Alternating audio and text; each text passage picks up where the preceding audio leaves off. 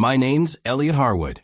After 20 years of loyalty, my boss called me in and told me my role was no longer aligned with the company vision. Just like that. No thanks, no warning, just gone. They gave my clients to a kid I trained and called it restructuring. I felt gutted, erased. But instead of fading quietly, I chose to stand up, walk out, and start something of my own. If you've ever felt tossed aside after giving your best years, listen to the full story. Then tell me, did I do the right thing by walking away with my dignity instead of staying for the paycheck? I'd truly appreciate your thoughts. Drop a comment and let me know what you'd have done. It was a Tuesday in late October, the kind of morning where the coffee tastes sharper and the silence in the office feels too loud. The leaves outside the windows of Broadstone Ridge Advisors had just begun to turn, that golden rust hue that makes you pause for a second and think maybe fall still has some warmth left in it. I remember because it was the last morning everything felt familiar. I'd been with Broadstone since before the copy machines stopped jamming every other print. Back when the whole operation fit into a single floor, and folks brought in crockpots on Fridays like clockwork. 20 years. That's a long time to belong somewhere. Or at least think you do. My desk sat by the north-facing windows on the 12th floor, same spot for the past decade. I liked the light. Didn't care much for overhead fluorescence. Never did. That morning, I logged in like I always did, boots still a little damp from the rain outside, and skimmed the inbox. Most of it was routine, reports, updates, a meeting I wasn't invited to and didn't mind missing. Then at 6:58 a.m., an email came through from Travis Keene. Subject line, one-on-one at 11 o'clock. No details. No agenda. Just, please join me in my office at 11. Now, I'm not one to jump at shadows. I've lived through 4 market crashes, 2 office floods, and 1 ridiculous fire drill that nearly took out the IT guy's knee. But that email, it had a chill to it. Maybe it was the lack of context. Maybe it was the sender.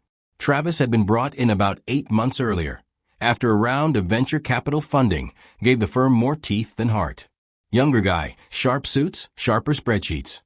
The kind who didn't ask how your weekend was, just wanted to know if your Q4 pipeline was agile enough. He never said anything directly unkind, but that was the thing. He didn't say much to me at all. Which, after 2 decades of helping build this place, starts to feel like something. I tried to shake it off.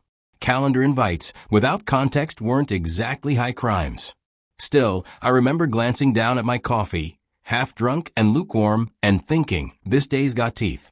Around 9:30, I got a call from Daniel Peterson, client of mine for the past 14 years. He's the kind who sends Christmas cards with handwritten notes and still uses a flip phone. Elliot, he said, a little confused, was trying to check something on my file. But your name's not showing as my rep anymore. I blinked. That can't be right. Thought it was a tech glitch, he said, but the new guy, Mark, I think, he said you transitioned out of direct management. That true? I told him I'd look into it. Kept my voice even. Didn't show the cold knot that had started forming in the pit of my stomach. I pulled up the internal client list, filtered it by Peterson's name. Sure enough, his portfolio had been reassigned. Not just him either. A few others, names I knew better than the back of my hand, were now flagged under someone else's oversight. No notice. No memo. No explanation.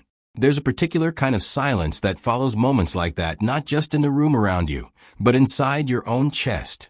I sat there for maybe a minute, cursor blinking on the screen like it was waiting for me to do something about it. At 10:15, I walked down the hallway, past the new recruits and the redesigned lounge that no one really used. Everything looked the same. Coffee machine humming. Printer whirring. But something had shifted. You can tell when the ground starts to move beneath you. It doesn't shake at first. It hums. I didn't tell anyone where I was going. Didn't need to. I stopped by the restroom, splashed a little cold water on my face. Straightened my tie. Checked for lint on the navy blazer I kept pressed for meetings like this. I wasn't nervous. Not yet. But I felt hollow. Like the part of me that used to believe in this place had packed up early and left without telling me. By the time I reached the executive wing, it was 10:59. The door to Travis's office was still shut. No sound inside. No assistant outside either. She was probably at lunch. I stood there, staring at that polished wood door, listening to the faint tick of the hallway clock. My hand hovered over the doorknob, but I didn't turn it just yet. Funny thing about working somewhere for 20 years, you can sense the moment you're no longer part of the plan. This felt like one of those moments. The moment I stepped into Travis Keene's office, I knew I wouldn't walk out the same. He didn't look up right away, just kept tapping something into his laptop with the kind of calm that didn't feel earned. His office was colder than the rest of the floor, partly from the modern decor, partly from him. Everything in there looked untouched, like a model showroom for a man who didn't plan on staying. Finally, without so much as a good morning, he said, "Elliot, we're restructuring. Effective next month, your role will be phased out." Just like that. No warning. No build-up. Like we were discussing printer paper or budget line items. Not my life's work. I stayed quiet. Let the words settle. There's a kind of silence that follows news like that, where even your heartbeat seems unsure what to do next. He glanced at me then, clearly uncomfortable with the lack of reaction. Or maybe disappointed. Maybe he expected some fight, some begging. That wasn't going to happen. I finally asked, "Who's taking over my clients?" Travis exhaled through his nose like I'd asked something trivial. "We'll reassign accounts internally." "Mark." I said it not as a question, but as a confirmation. He blinked, then gave me a half-smile that didn't touch his eyes. We'd been very impressed with his performance. Of course they had. I'd trained Mark myself. Took the kid under my wing when he first joined. Showed him how to actually listen to clients instead of just selling to them. He had potential, but he didn't have the history. He hadn't sat across from widows trying to make sense of pension plans.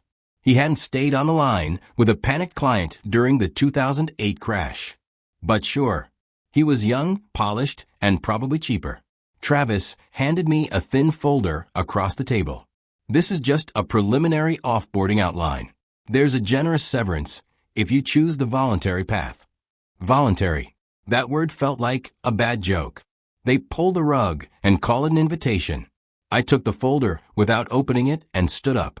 My legs moved on autopilot, but my mind was replaying every late night, every holiday weekend I worked through, every time I put the firm first. On my way back to my desk, I passed the printer room. Something about the quiet buzz drew me in. Maybe I just needed a minute out of sight. But then I noticed it. One sheet of paper lying in the output tray, like someone forgot to pick it up. It was a project outline titled Client Shift Strategy, Q4. My name was listed under completed transitions. 11 major accounts, including Daniel Peterson, already reassigned. No wonder Peterson was confused. He wasn't the exception. He was the start of a rollout. Quiet, systematic, clean. I stared at the page longer than I should have. Then I folded it and slid it into my folder with the severance documents. I didn't know what I planned to do with it, but something told me it'd be important later. Back at my desk, I sat without turning on the monitor. Just stared out the window at the skyline I'd grown up with. Minneapolis had changed over the years. More cranes now, fewer bookstores, but something about it still felt grounded. Unlike the floor I was sitting on. I looked around. No one made eye contact. Maybe they'd heard. Maybe they hadn't. Either way, I suddenly felt like furniture, still there, but no longer needed. Around 4 that afternoon, I packed up the few things that mattered. Family photo, pen set for my retirement party that never happened. One old mug that read "Trust is earned." Fitting, in a cruel sort of way. I didn't feel like going home. Not yet. So I walked the 6 blocks to Bearden's Brew, a quiet little corner cafe that somehow survived every trend. They still played jazz, still served drip coffee in heavy mugs, still had the same chalkboard menu since '07. I was halfway through my drink when I heard someone say my name. "Elliot Harwood, is that you?" I turned to see Marion standing near the counter with a book tucked under one arm and that same soft smile I remembered from 15 years ago. She used to run HR at Weston Consulting back when HR still had heart. We caught up for a bit. I told her I was in transition, which was a fancy way of saying I'd just been shoved out the back door. She didn't pry, But she looked at me the way people do when they've been through the fire too, and recognized the smoke on your coat. As we were getting ready to leave, she paused and said something that stopped me cold. Sometimes when they shut a door, it's just God asking if you trust Him enough to find the better one.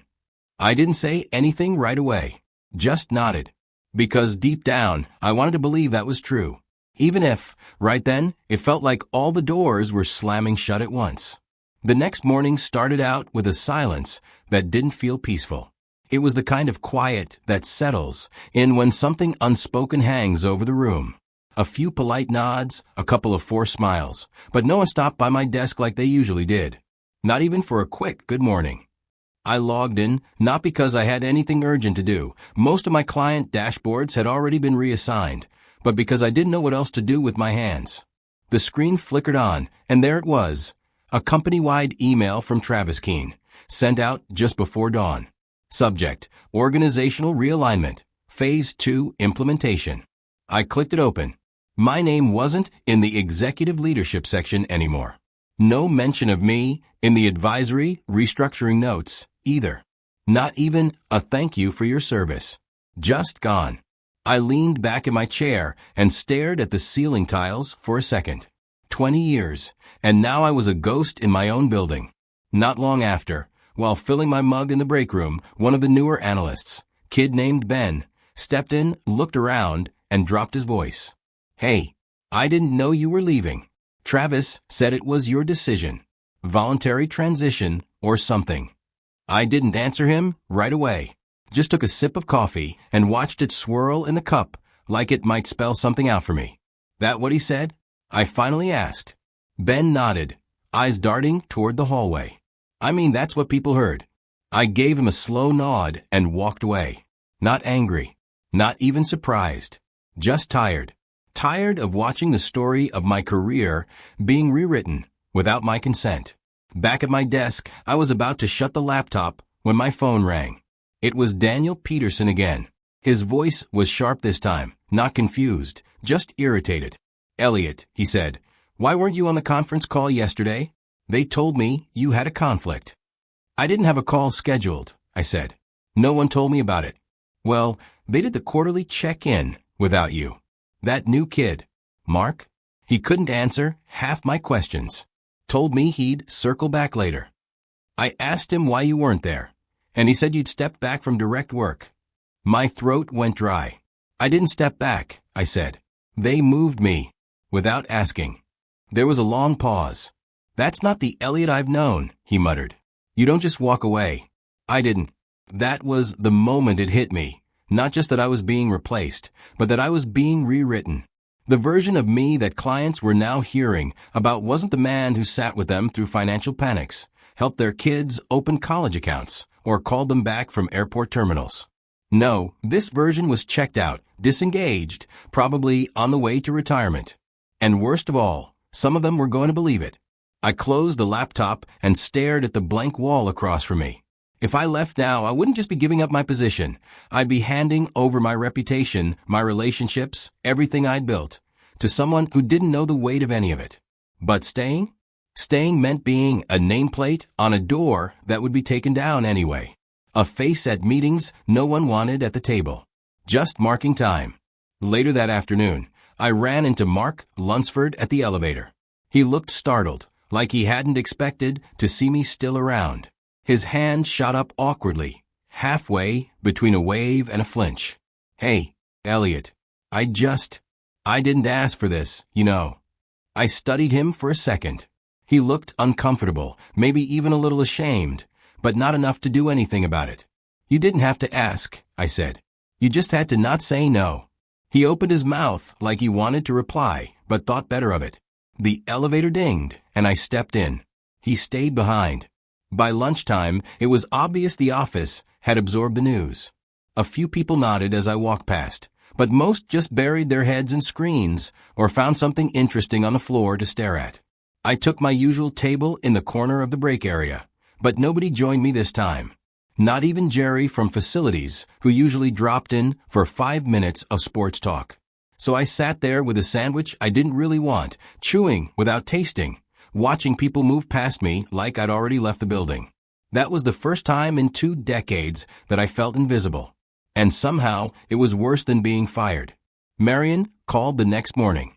Her voice had that kind of steady calm that made you stop tapping your pen and actually listen. "If you've got time later today," she said, "come by my office. I think we could both use a little perspective." She didn't need to say more. I knew she meant me.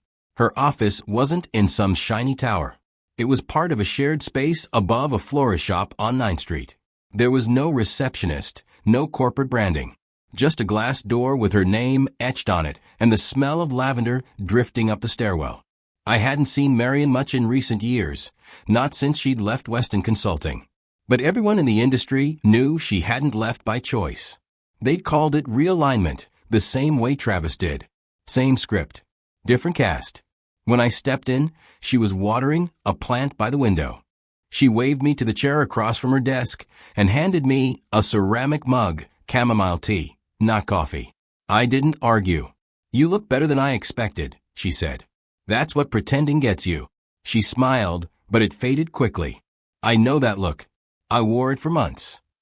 We sat in silence for a bit, sipping tea and listening to the muffled city below us. Then she leaned forward and said, "I was 58 when they pushed me out, just shy of qualifying for my final bonus. They said the department needed rebranding." "You believe that?" I shook my head, though of course I did. "I thought I'd never recover," she continued. "Not just the job. The way it made me doubt myself. Like I'd imagined everything I contributed. But sometimes," she paused, looked me square in the eye, "sometimes dignity is the last thing they can't steal."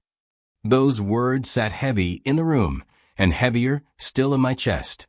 She got up, opened a drawer, and pulled out a small black notebook, edges worn, elastic band barely hanging on. She handed it to me. "I carried that my last 10 years in HR," she said. "Whenever I had to fire someone who didn't deserve it, I'd write their name in here and a verse that reminded me why the world didn't get the final say." I flipped to the first page. A single line written in neat cursive. "A good name is more desirable than great riches." Proverbs 22, verse 1. I traced the words with my finger. It felt like something I hadn't allowed myself to believe in a long time. On my way home, I stopped by Bearden's Brew again. Ordered black coffee, no cream. The usual barista, Jamal, gave me a nod. "You're not working late tonight?" he asked. "Something like that," I said. I sat by the window and pulled out my phone, almost out of habit. That's when I saw it, an email sent to my personal inbox. Subject line, "Let us know where you land." It was from Sharon Delaney, a client I'd worked with for over a decade. Widowed young, 3 kids, and had built her life back piece by piece. We'd met twice a year, without fail, even during the pandemic. The message was short, just 4 lines. "We heard you left. No offense to the new guy, but we'd rather follow you. Let us know if you're still in business." I stared at that message like it had come from another world. It was the first time in days something cracked through the numbness. I didn't respond, not yet, but I reread it a dozen times. The idea that someone still saw me, still trusted me. It lit a small fire I hadn't felt in weeks. That night, I sat at my kitchen table with the resignation papers in front of me. The voluntary exit package, they called it. Legalese for leave quietly and we'll throw you a few dollars. I printed my name, took a pen from the drawer, held it for a long time without writing anything. If I signed, I'd walk away with a check and the illusion of a peaceful ending. If I didn't, I'd stay in limbo, watched, reshuffled, slowly erased. I looked down at the notebook Marion gave me. Then at the laptop, still open to Sharon's email. What they took from me didn't hurt as much as what they tried to make me believe, that none of it mattered. I didn't sign. Some choices need to sit with you a while, like grief or forgiveness. I went to bed with the papers still on the table, knowing full well I wouldn't sleep much. I didn't sleep that night. Not really. I just lay there, staring at the ceiling fan as it turned slow and steady above me, each rotation a reminder of everything that had stopped moving in my life. The resignation papers sat untouched on the kitchen table, pages that looked more like a surrender than a solution. The apartment felt colder than usual. Too quiet. Just the soft ticking from the old wall clock and the occasional groan from the heater trying to convince the room it still cared. Sometime around 5 a.m., I gave up on sleep and made a pot of coffee. Black. Strong. No cream, no sugar, just like the mood hanging in my chest. I walked into the little back room I called my home office. Nothing fancy. Just a desk I'd refinished myself, a creaky, rolling chair, and shelves that held more memories than files. That room had seen late nights, impossible deadlines, handwritten birthday cards from clients, and notes scribbled in the margins of trust agreements. It wasn't much, but it was mine. There, on the middle shelf, sat a black frame leaning slightly to the left. A photo from 2 decades ago, me and Alan Broadstone standing in front of our first office, right next to a dry cleaner and a taco place that burned down the following spring. I was 42 in that picture, full of purpose and trying not to look nervous. Alan had a hand on my shoulder, grinning like a man who believed in something. He died 6 years ago. Pancreatic cancer. Quick and cruel. I stared at that photo for a long time. The longer I looked, the more I could feel that old version of me trying to break through the weight of everything that had happened. The version that knew who he was and didn't need a corporate structure to validate it. Then, for the first time in a long time, I bowed my head. "Lord," I whispered, "if there's still purpose in my voice, don't let me bury it here." It wasn't eloquent. It wasn't brave. It was just honest. At 7:36 a.m., my phone buzzed on the kitchen counter. A local number I didn't recognize. I almost ignored it, but something told me to pick up. "Elliot," the voice said, low and nervous. "It's me. I can't tell you my name. I used to work with you in compliance." I didn't say anything at first. Just waited. "I came across something you need to see. An internal thread between Travis and the board. I shouldn't have it, but I figured you deserved to know the truth." 5 minutes later, I opened an email forwarded to my personal account. No sender name, no subject line, just a long block of forwarded text and a timestamp from 3 weeks earlier. I scanned it line by line. There it was. Travis Keene, writing to one of the board leads. "Elliot's departure is our chance to rebrand without the legacy baggage. Clients will adapt. Loyalty's overrated. We'll position the transition as voluntary. Message control is key." I read it again and again until the words no longer surprised me. They just solidified everything I'd already suspected. Legacy baggage. That's what I was to them. Not a partner. Not a builder. Just wait. I wasn't angry, not in the explosive way people expect. What I felt was colder than anger, clarity. A kind of knowing that settles in your bones and won't be shaken loose. He hadn't just replaced me. He'd erased me. And the worst part? He believed he could do it without anyone noticing. So I reached for my old yellow legal pad, the one I always kept by the window for notes that mattered, and started to write. Not a resignation. Not a battle plan. A list. Names. Faces. Clients who came to me when their lives cracked open. Sharon, who started her small bakery after her husband passed.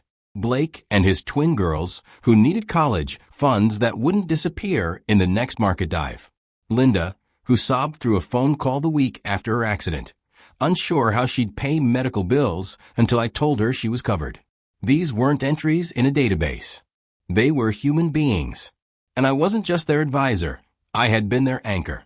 I wrote 12 names. 12 people who had already called or emailed asking where I'd gone. I labeled the page.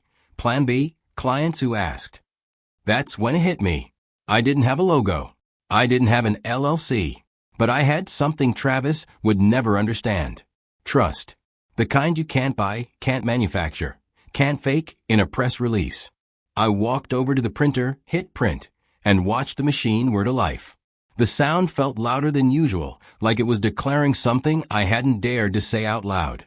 I stapled the list, slid it into a plain manila folder, and placed it beside the untouched resignation packet. One pile was a silencer. The other was a spark. I didn't know exactly what came next, but I knew who I was again. I walked into Broadstone Ridge just after 8 a.m., no appointment, no email, no knock. I didn't need one. When you've spent 2 decades building something with your bare hands and your whole heart, you don't ask permission to step through the front door.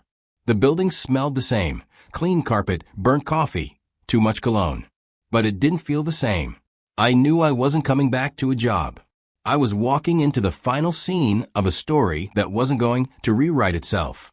In my hand was a thin folder, 1 page, double-spaced, nothing fancy.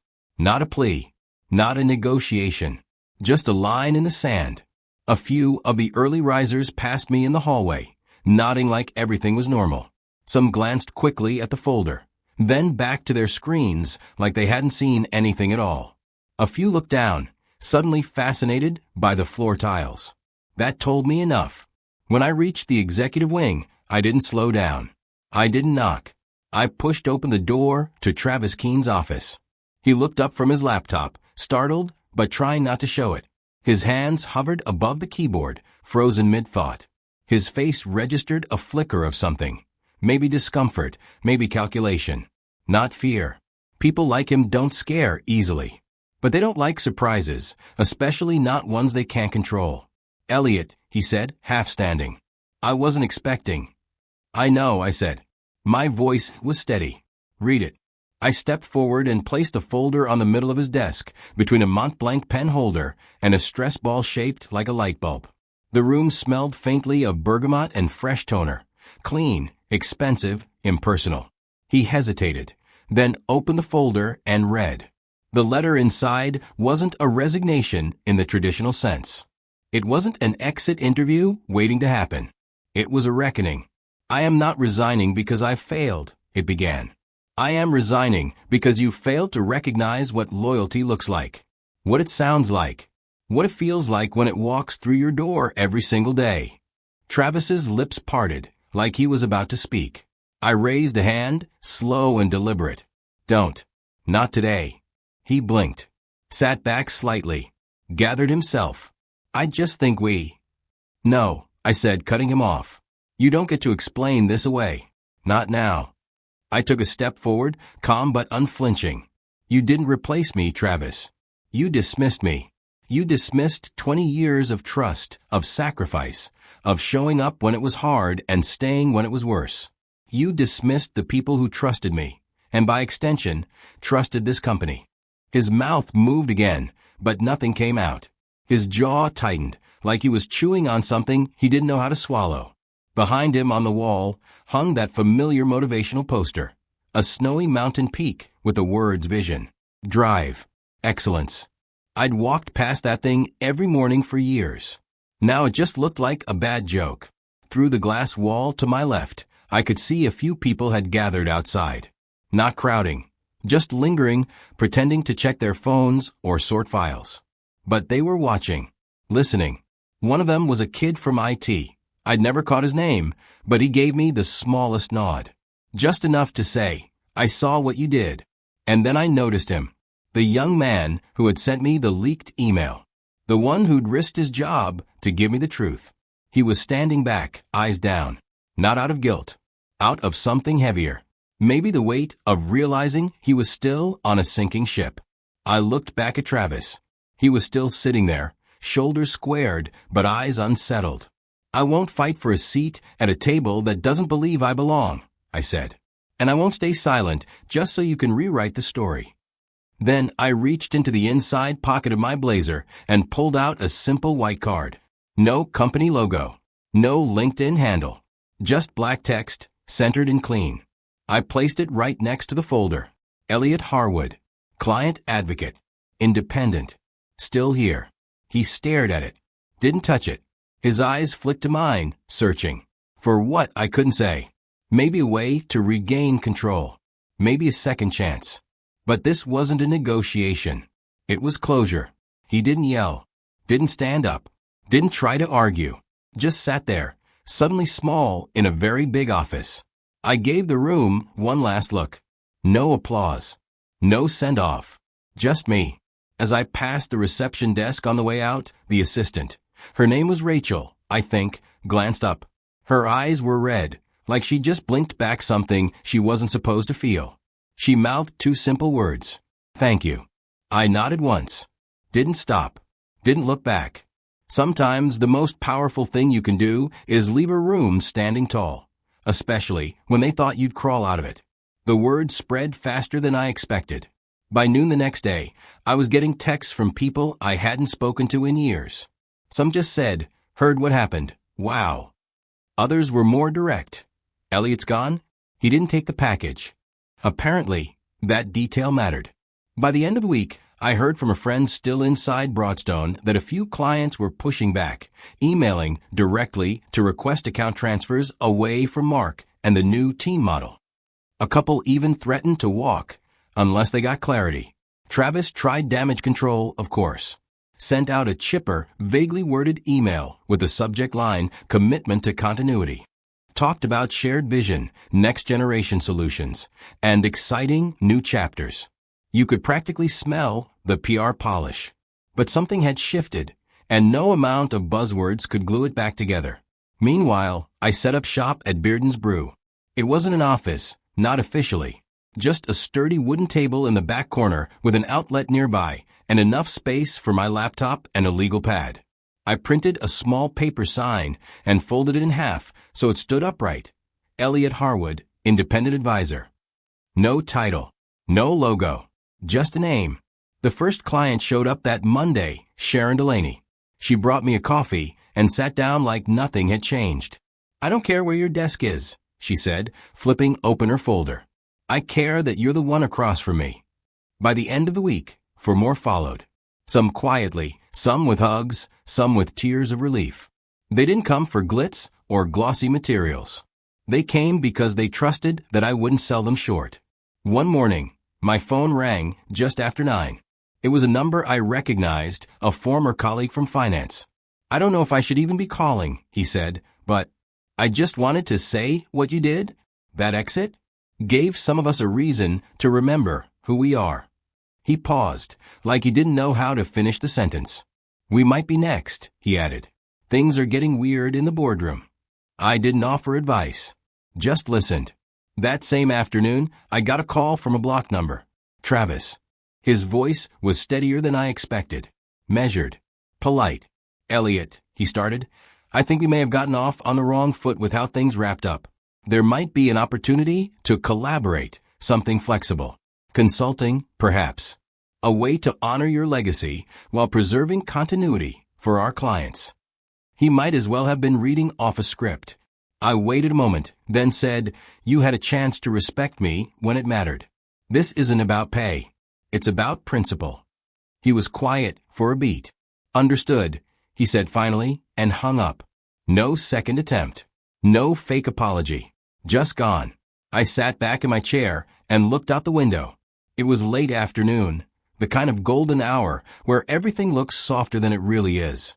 Sunlight stretched through the glass and caught the steam off my coffee, painting the table in warm streaks.